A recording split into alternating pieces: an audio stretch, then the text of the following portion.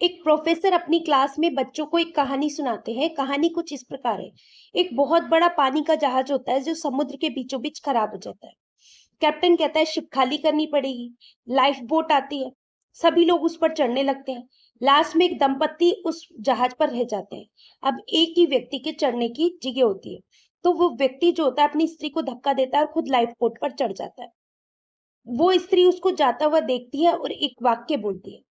Professor कहानी को बंद करके सब बच्चों से पूछते हैं, क्या कोई बच्चा बता सकता है उस स्त्री ने अपने पति से क्या कहा होगा? सब बच्चे एक आवाज में कहते हैं, उस स्त्री ने कहा होगा कि मैं तुमसे नफरत करती हूँ। वहीं एक बच्चा बिल्कुल शांत बैठा होता है। तो प्रोफेसर उससे पूछते हैं, तुम्हें क्या लगता है उस स्त्री ने अपने पति से क्या कहा होगा?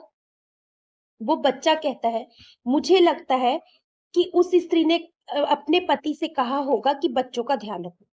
प्रोफेसर चौंक जाते हैं। वो कहते हैं, क्या तुमने ये कहानी पहले सुनी है? वो लड़का कहता है, नहीं, मेरी मरती माँ ने मेरे पिता से यही कहा था। प्रोफेसर को दुख होता है कि इस बच्चे की माँ नहीं है। वो कहते हैं, तुम्हारा जवाब बिल्कुल सही है। प्रोफेसर आगे कहानी सुनाना शुरू करते हैं कि वो स्त्री वहां पर मर जाती है। वो पति अपने घर पहुंचता है और अपनी एकमात्र पुत्री का लालन पालन करता है। उसकी पुत्री उसे हमेशा गलत समझती रहती है। कुछ समय बाद उस वो मर जाता है। तो जब पुत्री सफाई कर रही होती है तो उसको एक डायरी मिलती है।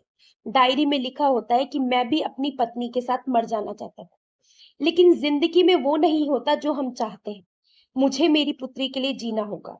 और जिस समय वो जहाज डूबने वाला था, उस समय वो स्त्री एक रोग से ग्रसित थी और वो कुछ दिनों की मेहमान थी। ये सब पढ़कर उस लड़की को बड़ा दुख होता है कि मैंने अपने पिता को जिंदगी भर गलत समझा। दोस्तों, हमारी जिंदगी में भी यही होता है। कई बार हमें जो सच नजर आता है वो सच नहीं होता। हम लोगों को गलत समझना शुरू कर देते हैं। अगर आपको ये कहानी अच्छी लगी हो तो आगे शेयर कीजिएगा एंड फॉलो माय चैनल।